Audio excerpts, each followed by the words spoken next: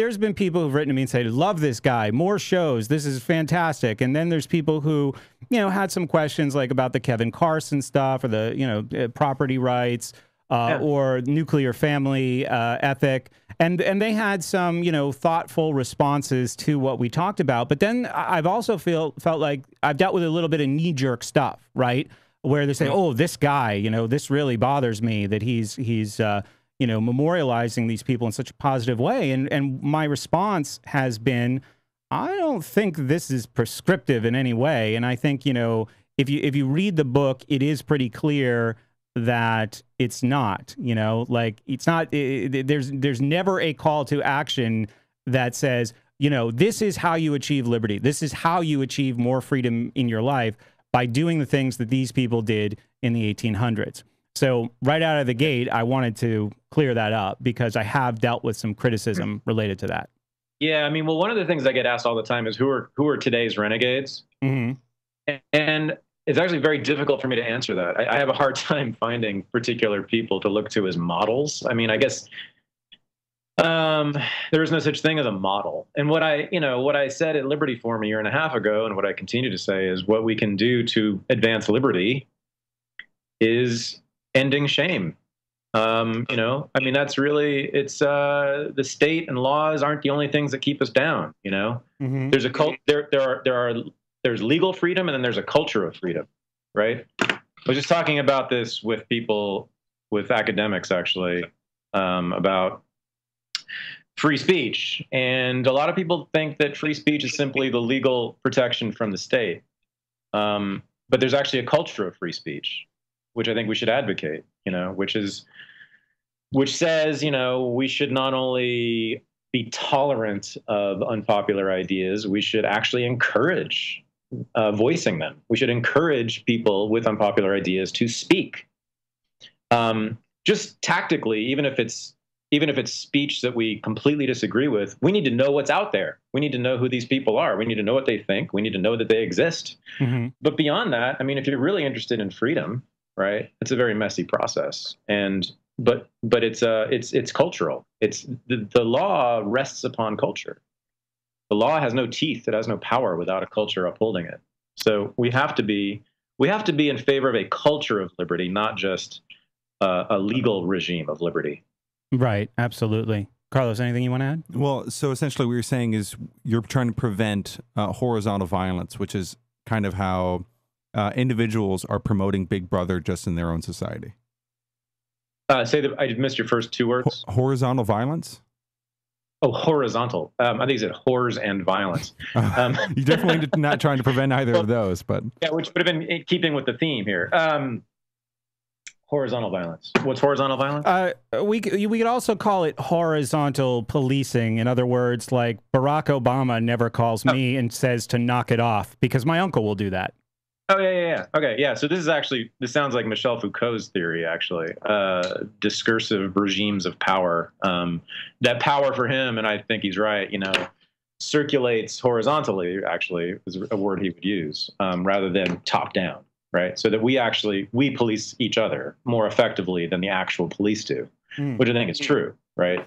For him, that's characteristic of modernity. That's kind of the difference for him between the modern age and the pre-modern age. In the pre-modern age, you had kings and knights and slave masters and a top-down power. And with the modernity, we were trained to police each other and to police ourselves, most importantly. And the means by which we do that is shame. Yeah, absolutely. So that's the nugget. That's the heart of this whole question, right? What actually keeps people from being free is shame, much more than law. Much more than law. Yeah.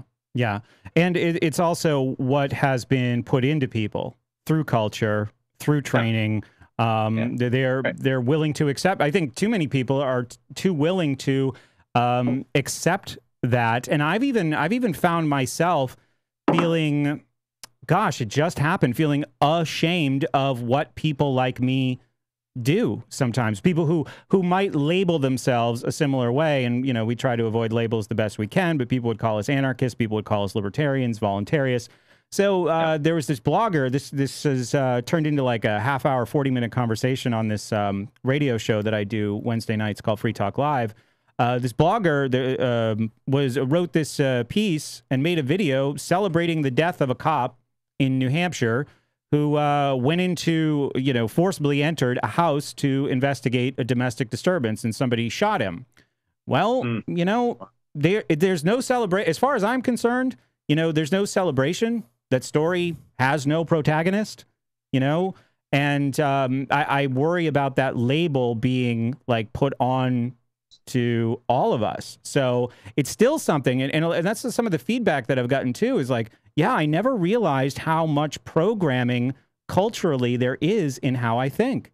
Another example just personally is I've said to myself, being self-employed, did I work 40 hours this week? Right. Did I do everything I was supposed to do this week to feel like I'm earning what I get? Yeah. So that's my life, man. That's my nightmare. That's my constant nightmare. Yeah. It's not to say that I could work for another person. I don't think I could, but that's the price we pay, which is a heavy one. We constantly shame ourselves when we're self-employed. Take homosexuals, right? Mm-hmm. For example, yes, it was illegal. Homosexuality was illegal. Yes, people were literally rounded up and thrown in jail when they went to gay bars. Yes, that's true. But ask a gay person from the 1950s or 40s or 30s or 20s or 10s what actually kept them unfree. It was shame, which was heavy, heavy, heavy. And they were trained to hate themselves. And many of them hated themselves. Arguably, you could say most homosexuals did hate themselves because they were trained that way. They don't anymore. Don't you feel like there still is a little bit of subtle cultural encouragement of that kind of self-hate? I mean, there is a lot of teen suicide related to being in the closet. So there's still like residual effects of that. Oh, of course, yeah. Homophobia is not gone, right, but it's far weaker than it was. There's no doubt about that. My point was just that it's the shame was far more powerful in keeping people unfree than the law was. That's all. Yeah, and there was no combating it then either. There was no one really standing up and saying this is not something we should do. Where there's much more of those voices today, obviously. So go ahead. Just to say, regarding the homosexuals thing, though, there's a different kind of shaming that's going on right now, which is quite interesting. So there was a recent football player who was drafted who was openly gay. Mm-hmm. Michael. Yeah, and he made this point where it's like, it doesn't matter to anyone what my sexuality should be, except for the fact that he was repeatedly telling everyone that he enjoyed having sex with men. Mm-hmm. And then whenever he got drafted, there was like thousands of tweets where every single possible person who could say, oh, it's so great that this guy got drafted. One person, I believe it was from the Miami Dolphins, said something negative, and he immediately got lambasted and basically kicked out of his team and everything else. So there's a different type of shaming that's kind of going on. Now, to be fair, that's better. He was suspended too, which is insane. I agree. Yeah, I agree with you totally. Yes, I agree with you, and I was very upset with that. Another great example lately of that, which I criticized, was when Rick Santorum, I think, was running for president in the primary. A lot of gay activists were coming to his speaking events and throwing glitter on him. Mm-hmm. Shame him, And I just, I thought, gay people that's the last thing they should be doing is trafficking and shame. They should be out of that business of shame. That's what kept them in the closet. That's their worst enemy. But it's the enemy of freedom. If you're interested in sexual freedom or any kind of freedom, we should just attack all shame. It's not good for anyone.